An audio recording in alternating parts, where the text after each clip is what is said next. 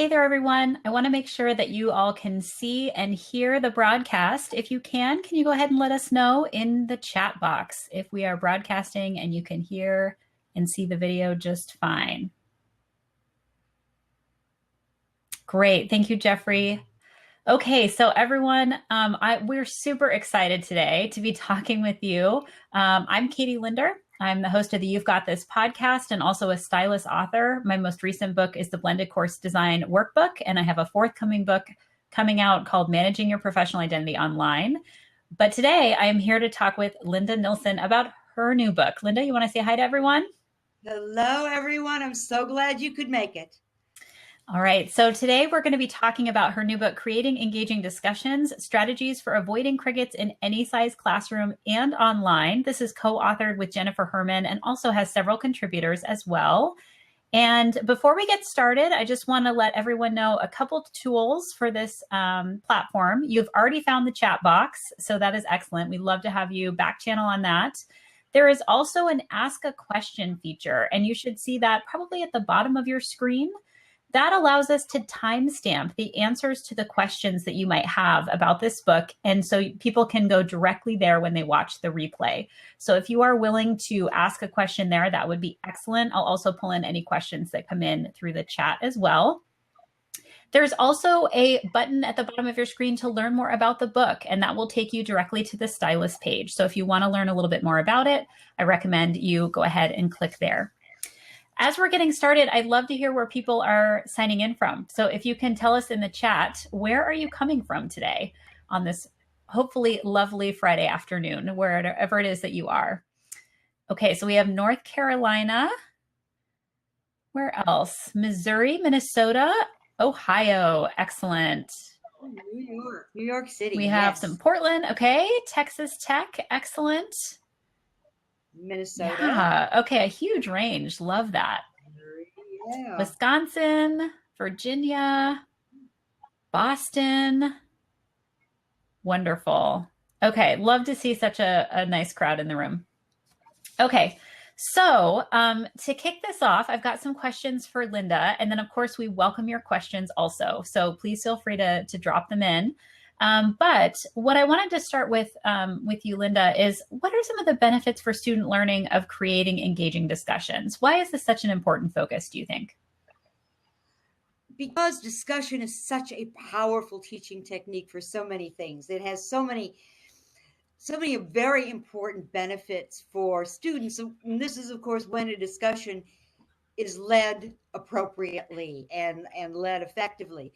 For what discussion is active listening or focused reading in the online environment, it exposes students to points of view and values and beliefs that students otherwise might never get exposed to, because students think differently, and students will often think that everybody thinks the way I do, and that's just not the case at all.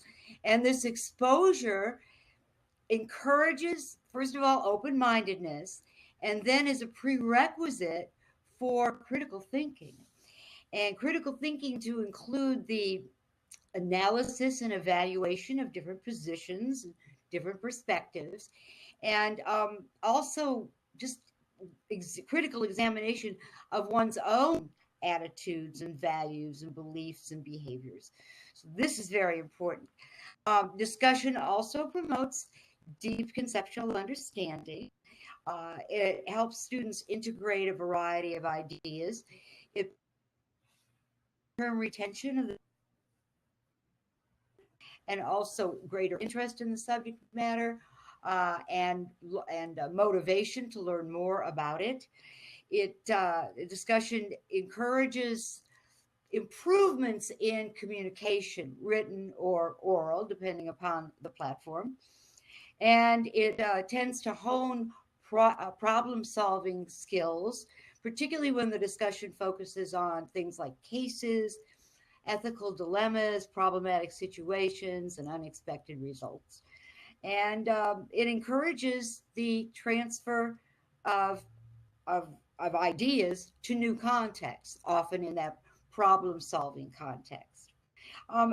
these I've been talking about are basically cognitive benefits, but these cognitive benefits often lead to affective benefits as well, because discussion will encourage curiosity, surprise, enjoyment, desire, that good kind of discomfort that makes you wonder, well, I thought I was on point with a certain opinion, but maybe I'm not. Maybe there are other things out there I should consider and integrate into my own points of view.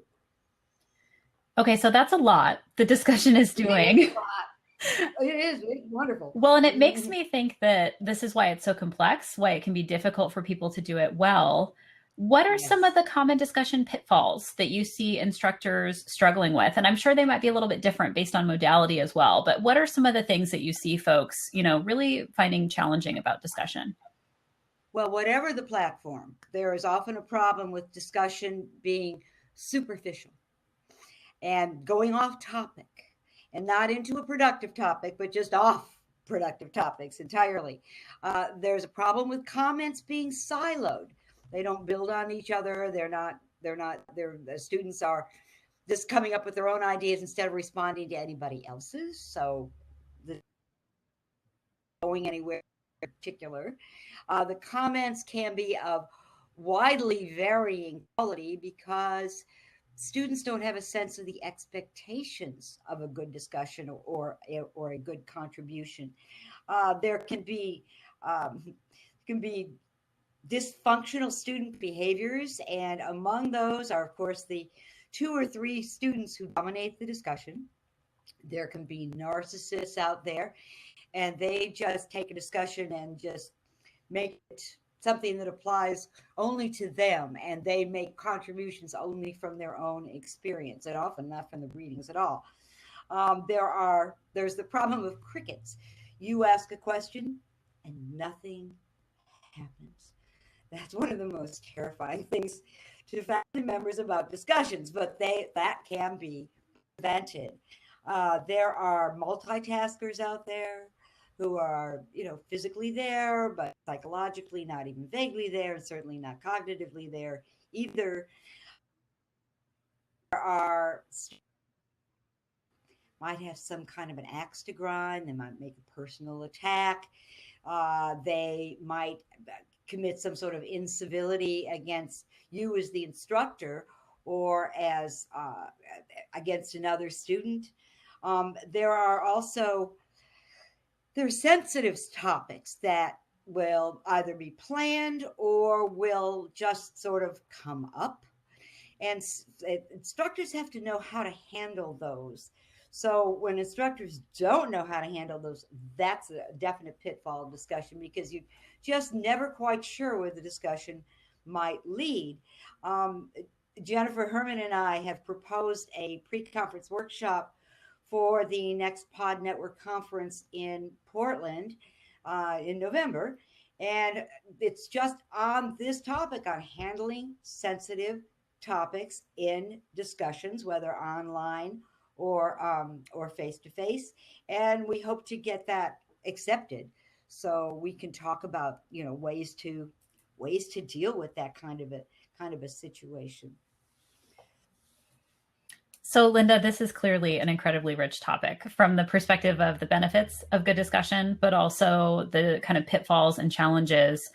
I'm always really curious in people's origin stories. What really drew you to this topic? What led you to partner with Jennifer to kind of work on this book together?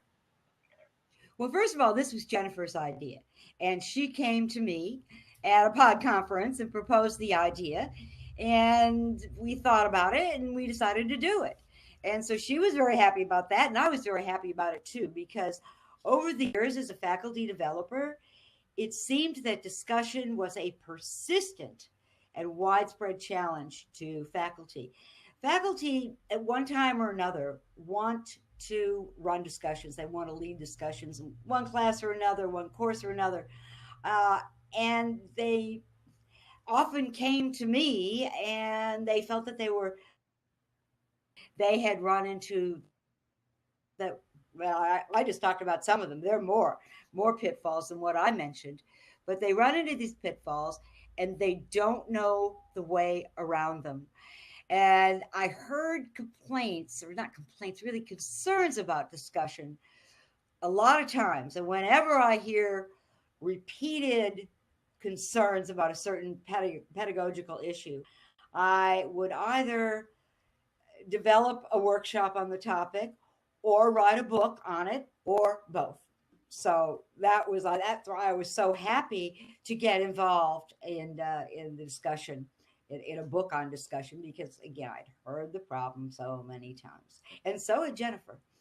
All right. Well, I have plenty more questions for you, Linda. I want to remind our audience that you can ask a question of your own if there's anything that is occurring to you about discussions, creating engaging discussions that you want to make sure we cover in today's broadcast. So, Linda, I'm really curious about, how do you know that a discussion is even effective? Like, what are some methods that you might use to assess in a maybe more formative way in the moment? How do you know a discussion is going well and that students are learning through that discussion? Okay. There are different ways that that a discussion can be effective or not effective. And let's look first at the idea of class engagement and participation. Now, I'm going to talk about how you can assess a discussion as a whole. I'm going to talk later about assessing individual student participation, but this is looking at it as a whole. And there are many, many ways, and I'll just give a few. One thing that you can do, and again, this works either online or face-to-face, is you can keep count or keep track of the number of different students who contributed all during a discussion. And then you want to calculate the proportion, and the larger the proportion, the more engaged and participatory the class is. One way to do it. And if you have kept track over different offerings of the course, you can compare those how widespread the engagement has been across different semesters. You can monitor the apparent level of excitement and passion in the room. Now, this is very much for face-to-face. And this is what one of our contributors did, Heather Townsend. She was dealing in a lab situation, and she was monitoring the level of debate and the level of student movement and the noise level of the room. We often think noise level, well, that's not a good thing. Yes, it is a good thing. It can be a very good thing in a discussion. You can ask students to evaluate the degree of community that they sensed in the discussion. You can ask them to write evaluations of the overall participation of the class in the discussion. Again, whether or face-to-face, this can be at the end of class, or this can be as homework. It can be online, or it can be something written in class. It's very, very flexible. And you can also, in online discussions, you can monitor the length of the posts. That's actually a good indicator of how involved students are in the discussion. You can also assess a discussion's effectiveness in terms of the degree to which it advances student learning, that it helps students meet the course objectives or the objectives for the specific discussion. And for instance, you can ask a question at the beginning of class that, it could be a question about students' knowledge or students' confidence with the topic. So that's at the beginning, and then you ask the same or a very similar question at the end of the discussion. You can have students complete a written assignment, perhaps some kind of short essay at the end of class, and this can be online as well. And all you have to do is you have to formulate a question that really gets at the point of the discussion, why you gave the prompts that you did. What were you looking for in terms of student learning? You can ask students to evaluate the quality of the discussion. Students can do that really quite well. And yes, individual students might be off somewhat, but if you want to look at the evaluations of a whole, you can get a pretty good idea. You might want to ask students specifically how well it sort of how it solved a problem, or helped them solve a problem, or helped them frame their positions on the topic. You can, if the discussion addressed a controversy or some disagreements came up, you can ask how well discussion handled the conflict, and whether their minds changed in the course of the discussion during the debate or what have you. You can ask students to post a list of their takeaways from the discussion. That can be very helpful. You can help. You can keep track of the quality of the comments or the posts on an online discussion, in terms of how well they demonstrate real command of the knowledge, or their ability to apply the knowledge from their readings. Let's say that they're whatever they did to prepare for the discussion, um, or and you can compare it again with the quality of the discussion of the comments in previous offerings of the course, if you have those. You can use some kind of classroom discussion technique. You can have students write a critical reflection on what they gained from the discussion. You can have students reflect on how well the discussion met its goals, but of course you have to then, at the beginning of the discussion, you have to lay out what the goals of the discussion are. You can give a short essay quiz at the end of the discussion that assesses how well the students achieve the ultimate outcomes that you had for them. So those are ways that you can assess discussions as a whole. Usually people are also concerned with assessing individual student participations. And there are different ways to do that. One way, well, they all involve something like a rubric. Now, you can do it the sort of traditional way. You develop a rubric for contributions. Of course, you distribute this to students as well, so they know what your expectations are. But then everything falls on you to keep track of all the comments and to evaluate them. And that's not necessarily bad.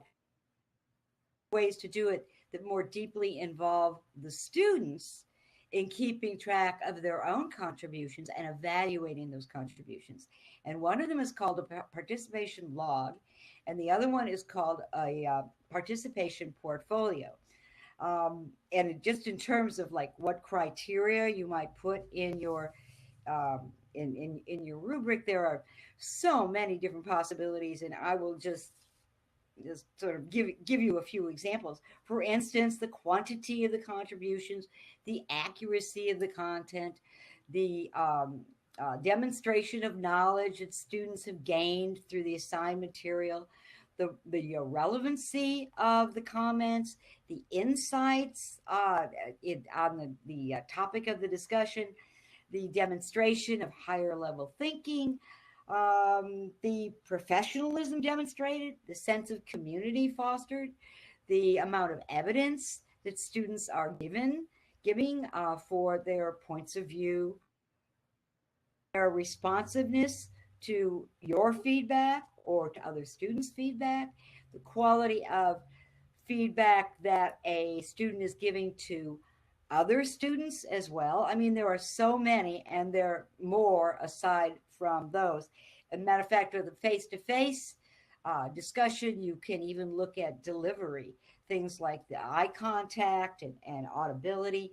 And online discussions, you can consider the timeliness of the post, the length of the post, the clarity, the mechanics, even any references that are given in the post, as well as students' adherence to online protocols and etiquette. There are so many examples of participation rubrics out there. If you can go to something as any search engine, even Google, and you can put in the word sample participation rubric. All kinds of things will come up. Also in our book, that there is a chapter written by Marquardt who provided an excellent participation rubric that they used in their particular class, which was, by the way, a graduate class. So it's fairly sophisticated, but it's well suited for undergraduates as well. Now, both the participation log and the participation portfolio eases the burden on you of keeping track of and monitoring the participation, and saves you grading time. But you've got to explain to students in advance what they're going to be obligated to do, so they do keep track of their contributions. And they need some sort of a rubric, or at least a list of your expectations for them to do a good job. So, what's a participation log? For a log, you distribute a form that asks students to report what they contributed in a particular discussion, and this could be a small whole class discussion, and on what day, and how their contribution advanced the discussion.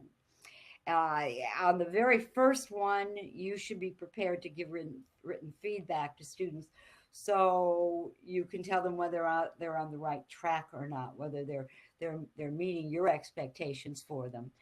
And then usually about twice during the semester, you ask students for more general self-assessments, and you want them to self-assess their strengths in discussion, and also to come up with suggestions for how they can improve the quality of their contributions in discussion. So that is a participation log. When students are recording, if you will, their contributions to a discussion in online, of course, they can copy and paste from the discussion forum. That's But in a face-to-face discussion, students might have to just summarize what they said in an abbreviated format, and that's fine too. Now, participation portfolio is a little bit different. Every 2 to 4 weeks or so, students submit in writing a number of examples of their best contributions or their best replies to student contributions, and then they give these contributions a collective grade. As they submit this to you, and you can raise that grade or lower the grade or accept it as it is.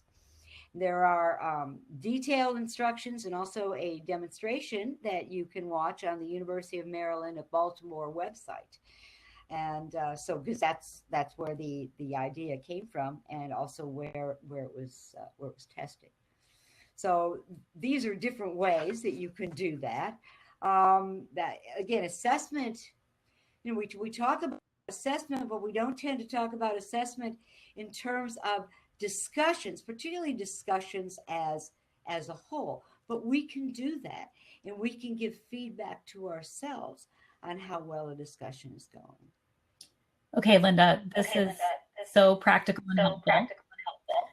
We have some audience questions come in. Sure. The first one is, how can we encourage dialogue and interaction in discussions? Okay, one way to do it is to be a good moderator. And what we want to do, the best moderator in the world will feel superfluous in a discussion. Okay, just so if you're feeling superfluous, you win. Okay, this is good, very, very good. Even if your feelings are hurt, you feel like left out. That's wonderful. But one of the things you should do is, instead of responding to all the different student contributions and comments, ask other students to respond to the comments, and just wait till students reply.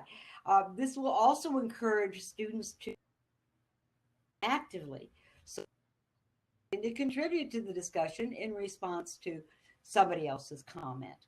So this way you get more of a dialogue going. Students start to talk to one another.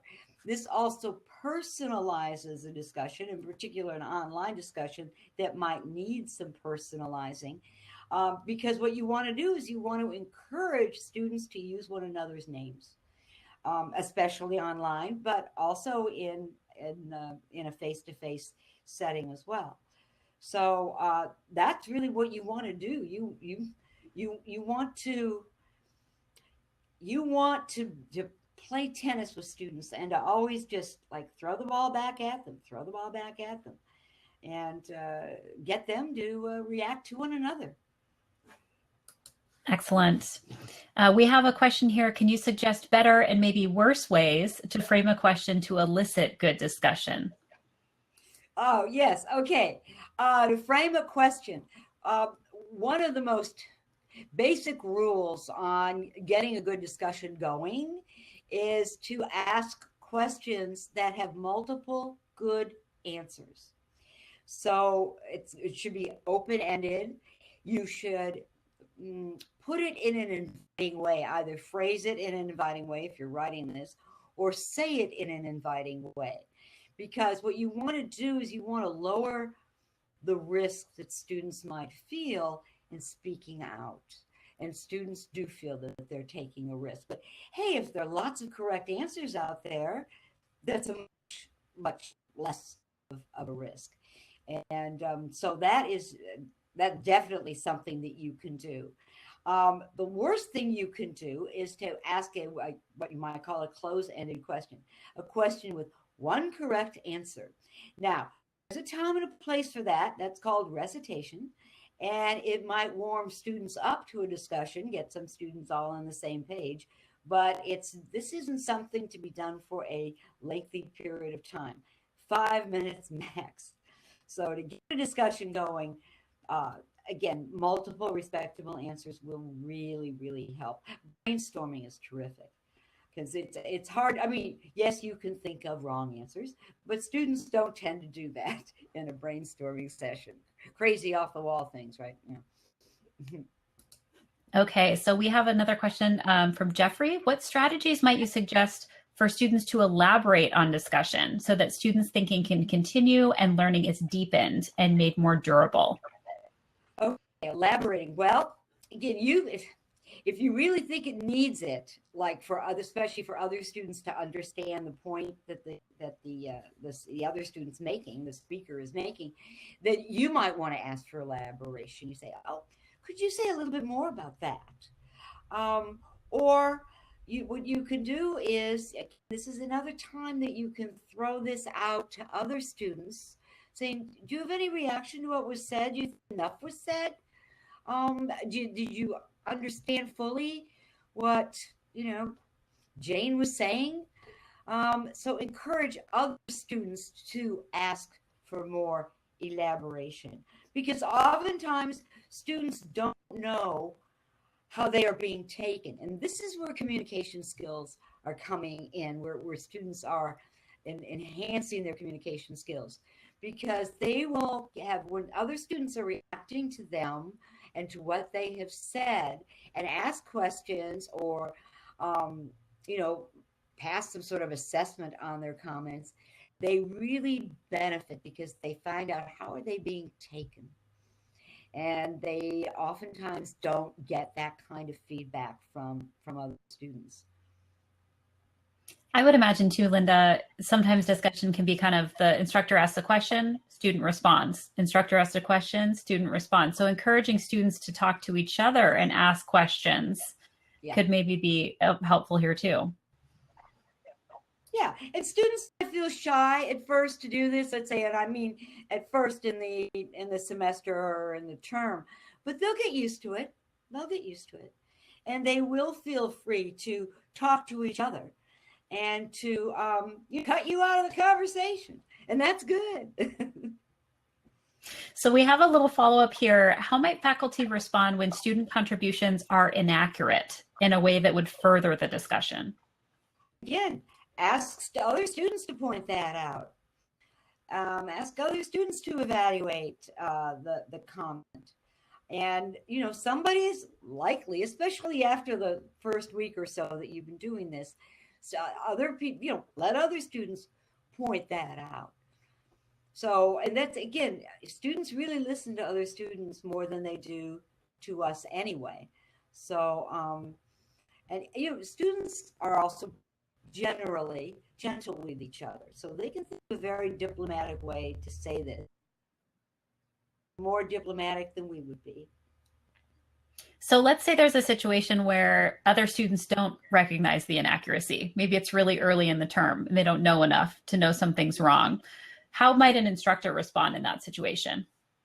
Okay, then you have to intervene, because you don't want students walking out of the room or turning off their computer with inaccurate information. Then you really do have to say something, and you want to say it gently, right? You don't want to discourage students from taking risks, but you do want to diplomatically say that, um, you know, Joseph, you might have said something that might mislead other students in the room, and specifically you said this, and as I recall, I said whatever another day, or the book said whatever, and so I do, I want you, unless of course I'm not paraphrasing what you said back properly, so the student and out that way. And you know what, sometimes we misunderstand students, and we need to constantly allow for that possibility that that inaccuracy was something we didn't hear quite right, or but maybe it wasn't accurate, and then if nobody else is pointing this out, then this is why we get the big bucks, right? All right, we have another question here. Let's see. You'll probably address this. Well, maybe not. She says, I'm interested in how to bring closure to a discussion so students will understand what they should take away from the experience so they see the value of what just happened. Mm-hmm. What are some ideas for that? Okay, first of all, you don't do it. I mean, you might say, well, we only have, 5 minutes left or something. That's perfectly respectable for you to be a clock. But other than that, you want to ask students and this is perfect, like for a minute paper or something, but you want to get them to saying, well, what was the most important you gained from the discussion? And you always want to give them plenty of wait time, okay? And that way you'll have a lot more than one hand going up. So you call on somebody, call on somebody else. And so what you do is you bring a lot of students into the summary, because, and there might be some overlap in what they considered important. And there might be some differences, but you want to get all of those on the table. You might even want to ask, why did you consider that so important? Why did you bring this up as a key takeaway? So anyway, try to make students do as much of the thinking as possible. That's a good moderator. A good moderator, passes the baton to other students. Okay, and we also have an elaboration on the question about elaboration, how meta. Someone talks about elaborating after the discussion so it isn't kind of a one-time experience. So maybe how to pull in past discussions to future events in the class or other events that happen. Do you have ideas about that, Linda? Well, yeah, you can make discussions, and should make discussions, an integral part of the course. You should be fashioning the discussions and the focus of the discussions on student learning outcomes that students know, because you tell them that they're going to be tested on, or that they're going to be needing for assignments coming up in the future. And this way, it just won't be a one-time event that is closed at the end of it, and that's it. This is, again, a part of the course, a part of the process of preparing students to meet your learning outcomes for them. That's it. This is an important part also, the selling discussion in your course, in letting the students know that they will be accountable for what comes up in a discussion, for what's decided in a discussion. later on in some other part of the course, particularly a part of the course that they might be graded on. And that way, the discussion is not just a one time event. Okay. These are some great questions, everyone. Thank you so much for submitting these. Okay, so I want to know, Linda, we have people teaching in so many different modalities now. Are there different challenges or things to consider when you're maybe doing online discussion versus face to face? And you addressed this a little bit, but what are some of those kind of differences we might see across modalities?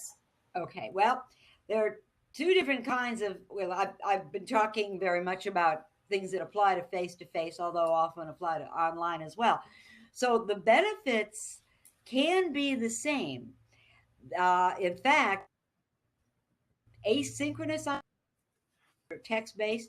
The beautiful thing about these sorts of discussions is the wait time. I mean, students don't have to think on their feet, they don't have to come up with something in a minute or two. They can really take their time.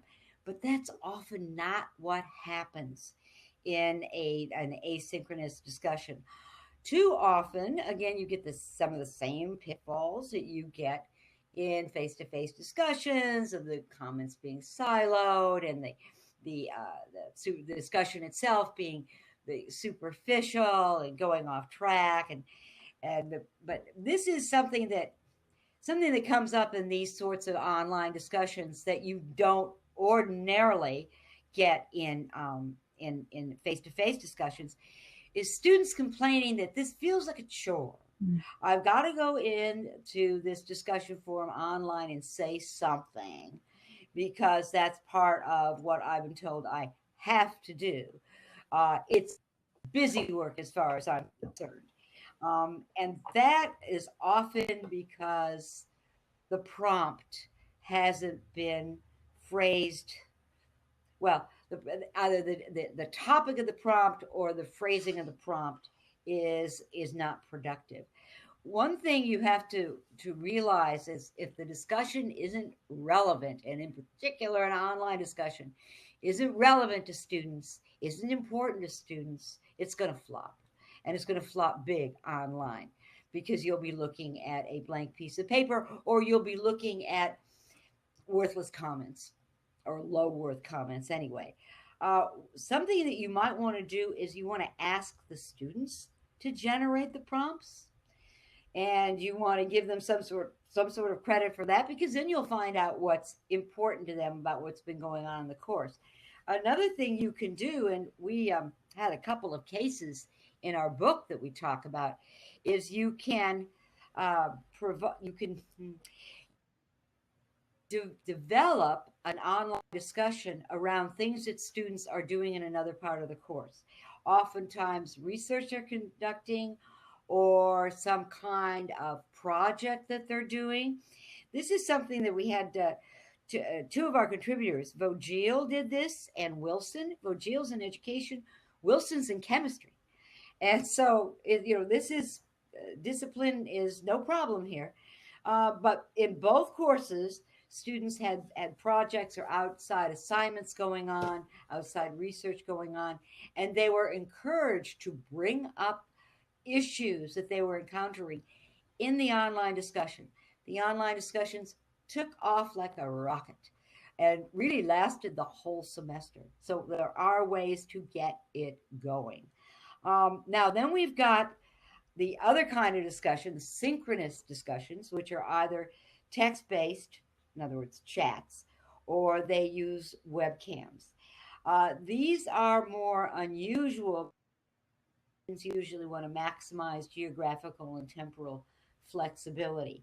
But these have most of the same benefits and pitfalls as the face-to-face discussions, but they also have additional pitfalls, and there are like connectivity problems that will come up.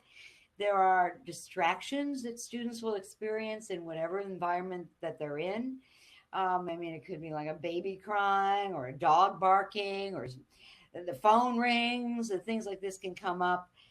There could be students who are more or less familiar with the technology, and those who are not so familiar with it will be disadvantaged.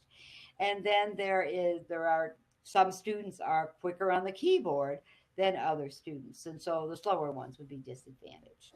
So those are some of the major differences between the platforms.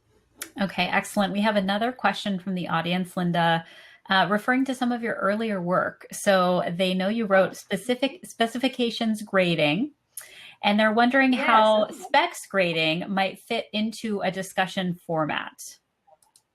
Oh, okay. So in other words, what you're talking about is you're like, okay, you're talking about like grading individual participants, I presume, on the quality of their discussion, right? I mean, Let's ask, we'll that see if this person updates the comment. Yeah, so we can assume that, I think.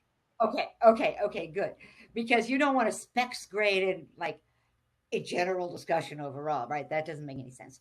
So, I mean, it's sort of like specs grading yourself is what you're doing. So, anyway, so what can you do? You set what you might call a bottom line for the quality of comment. So, if you're going to put something out there, it has to have, let's say, these three features to get credit. And that feature let's say online, and it might be a certain, because if you're just saying something that's 4 words long, it probably isn't very worthwhile. You might say that, for instance, that if you're going to take a position, that you have to have evidence behind it. Or if you're going to make a comment, there has to be some sort of demonstration of higher order thinking. These are the sorts of things you just set a bottom line, and it can be a high bottom line that you want to see in any comment that is made, or any comment that you as a student want to get credit for, want to get some kind of points for, you want it to count. I mean, it's not that a student should be forbidden from saying I agree with Jane, but they might not get credit for that unless, of course, they elaborate on that tremendously as to why they agree with Jane, and you're offering evidence different from Jane's. Okay, another question has come in. Okay. With synchronous discussion, my students often complain about them as being chaotic. They mention it happens in German, by the way, so there's a learning of language issue going on here. But any suggestions for students who feel like the discussions feel maybe a little bit all over the place or chaotic? Yes, and it's really hard to stop them from being chaotic, because you usually I mean, if you've got a good discussion going, you will usually have multiple people replying at once. Okay, and this is you don't get that in face to face. So you get multiple people, and then these might be coming from different angles and different sides. And you don't want to discourage students from contributing, but you can't make them all go in the same direction. So what you might want to do is, when you get, let's say, as many as 3 responses out there, you might want to say, okay, let's just take the 3 responses that are out there, typing on this, and deal with those, and react to these. But it is so difficult to keep that amount of chaos down. And I don't have a lot of good suggestions for doing this, especially when you've got a good discussion going. So one of the things that's all you can do is stop the action. Right. Well, and one thing I did see happen in a classroom once that was effective is there was a queue, and somebody was in charge of noting the queue. So nobody got lost in the discussion, and they could say, okay, I see Joe raised his hand, and then Mary raised her hand, and then Amy raised her hand. I've got you written down. So we're not going to lose you. We're not going to lose the order of who wants to speak next. So it may be that, that can kind of disrupt things a little bit because you're making a queue. But if you have so much going on that students can't follow it, it might be helpful to kind of slow things down and make sure everybody gets to talk and nobody gets talked over. Yes, it is the slow typers are not disadvantaged, because this is a situation that really will disadvantage those who are slow on the keyboard or who are otherwise unfamiliar with the technology. Okay, so I'm curious, Linda, if there are a couple of simple things that instructors could do immediately to improve the quality of the discussions in their courses. Yes. Well, one thing I just mentioned that to always ask questions that are open-ended, that have multiple good responses. Always give students some wait time. And this is an issue, particularly in, well, it can happen in synchronous discussions as well, but it's definitely in face-to-face. Plenty of wait time. Wait time, not only to think of what to say, but even to write ideas down. So students have their security blanket, right? A piece of paper in front of them. It can really be helpful, especially for introverts who want that it and maybe jot some ideas down. So if they get nervous speaking in front of multiple people, this helps. But you always wait time just makes the biggest difference in the world. Again, the longer you wait, and 10 seconds is not too long at all. 15, it might start to feel awkward, but if you just stand there, sit there with a smile on your face, if you look calm, you'll calm them down. That all of a sudden you'll have really all kinds of hands up. You'll be able, if you are responding to hand raising, you'll have a lot more choices, including from students who are otherwise rather quiet. You'll see some of them start to raise their hand. So those are a couple of things you can do, but there are a couple more I'd like to talk about. Giving students good reason to listen actively, or to read in a focused manner. You can ask students to respond to one another's contributions, but every 10, 15, maybe 20 minutes, you stop and you call on a student to summarize the discussion of the last 10 to 20 minutes. So to really point out what was or what was the key idea in the discussion so far. Or you can have students do things at the end of class, the sorts of things that I was mentioning before, on how you assess the learning value of a discussion, where students are writing something. They're writing maybe a short essay or a minute paper, or something that makes students reflect on that discussion. Well, if you haven't been listening, you don't have that much to reflect on, do you? So, but this keeps students accountable. They know this is coming up.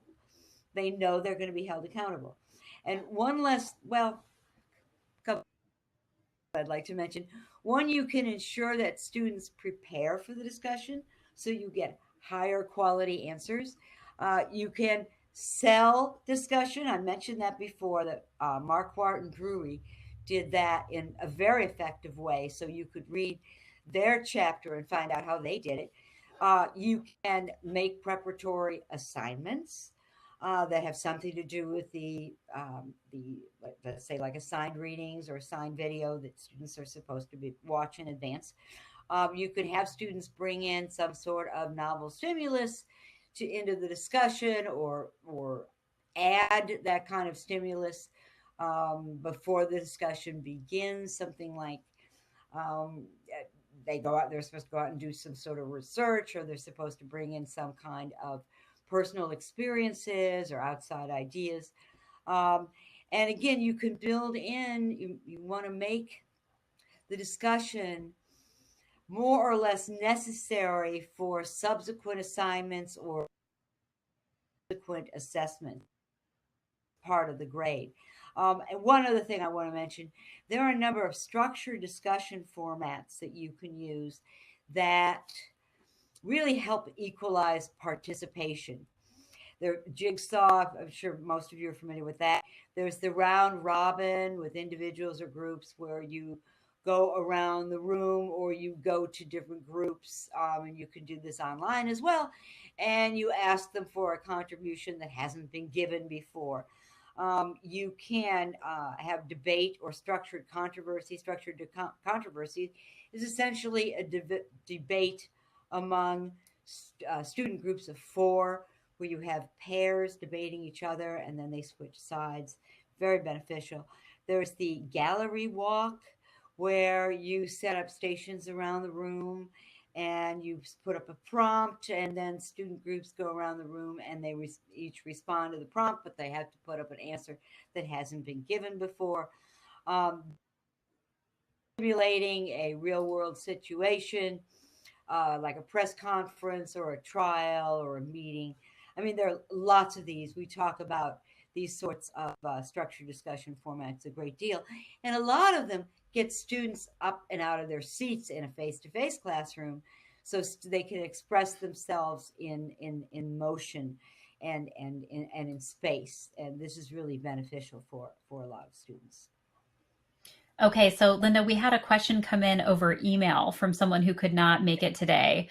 And he was Okay. interested in strategies to individualize student engagement in online discussions. And I think that might be referring to like personalizing the discussion for each student. Do you have some ideas about that? Yes, nothing personalizes an exchange like using one another's names. It really is it's a social immediacy. It's called a social immediacy. Those are nice things that you do to other people, and you do for them, and it is what it is.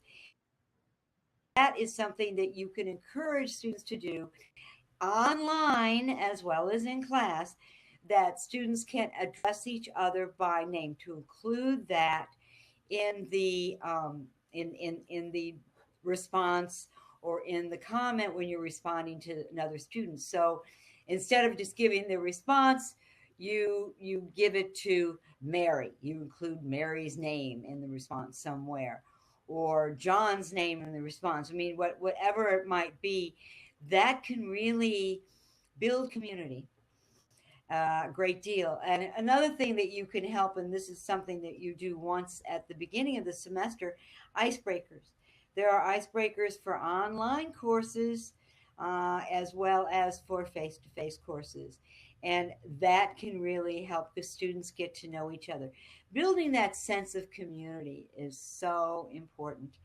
And, you can start with small groups, but then you have to build up the community more generally. Setting ground rules for being nice to each other, setting ground rules for using names. I mean, ground rules are really important. And don't think that students are just going to think them up by themselves. That's just not the way it works. You've got to be the leader. You, as the instructor, are a leader.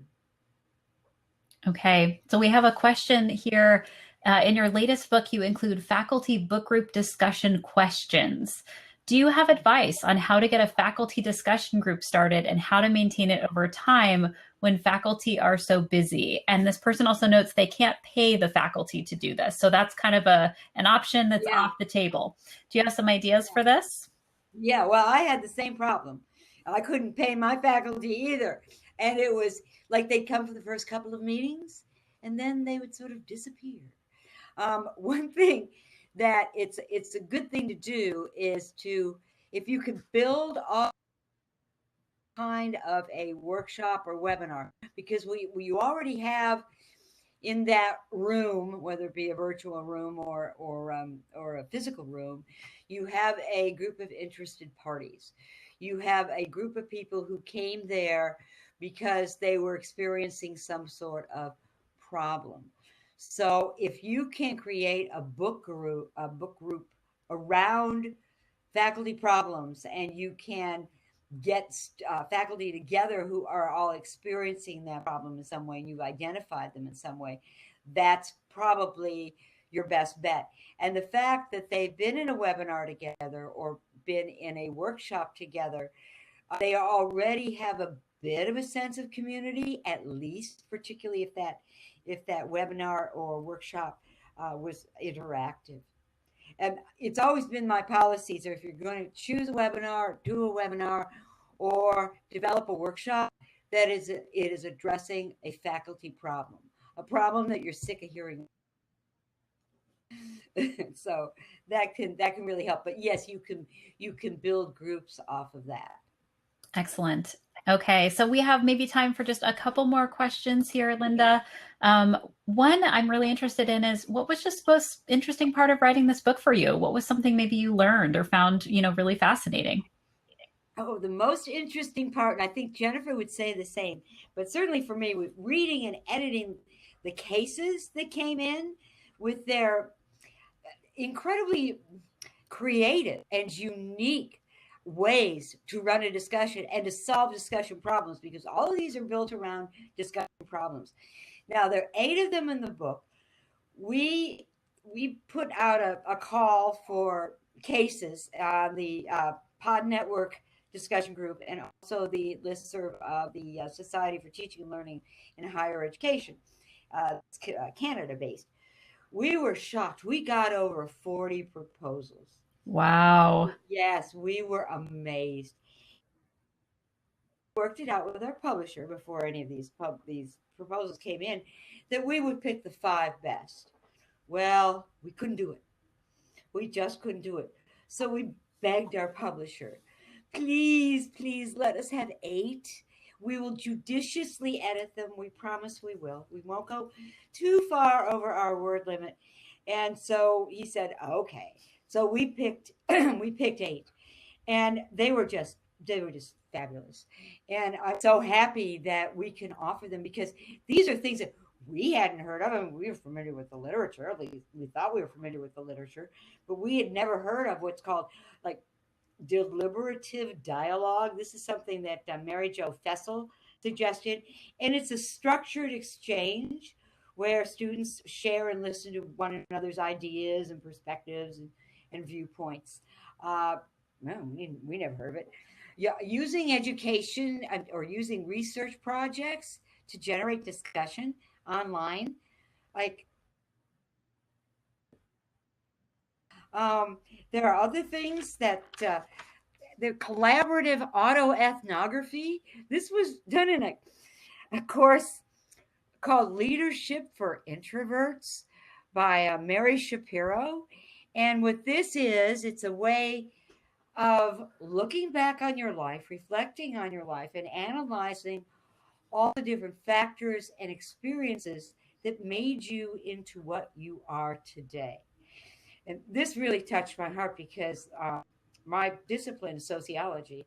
And this is what I was trying to get students to do in sociology, to look at all the social factors that created them, that made them into what they are today. And then you've got choices as to whether you want those factors to influence you or not, right? Since you know what they are. Well, there was a slightly different twist to this one, but still, these introverts were sharing these among each other, and it created a basis for them to develop their leadership skills. It was fabulous. Contemplative pedagogy. You've heard of you've probably heard of it, maybe contemplative teaching in a more general way, but this specifically had to do with informal journal writing in the first 10 minutes of class. This was suggested by Jennifer Schumacher, and of course she had certain guidelines for doing this, but these were just absolutely wonderful. And then there was Billy Streen's idea, just a series of small social actions, small social immediacies done in the class. This was in a face-to-face class, but we had different kinds of platforms, different, we had online, we had hybrid, and we had face-to-face. And Billy was operating in a face-to-face class. And all the nice things he did to warm up the classroom, to make it hospitable to all his students. It was beautiful. We so enjoyed these cases. Well, I can see, Linda, that this book is so packed full of practical examples. We are at time for our discussion today, but I want to encourage everyone to click on the link below, learn a little bit more about the book. We'll be sending out a replay link for this discussion later on today. Please feel free to share it with colleagues who might have missed it and who might find it interesting. Linda, I want to thank you so much for coming here and to talking about your book. This was so fun to discuss with you. Thank you for this opportunity. I mean, you write a book, you get passionate about a subject. I mean, I was passionate before, but you get really, you marry the topic. And so Discussion and I are still married. So, so Well, thank you so much. You're very welcome. Thank you. Thanks to everyone who came and asked amazing questions. Yes. And I'll be back in touch with everyone over email with the replay link soon. Thanks, everybody. Thank you.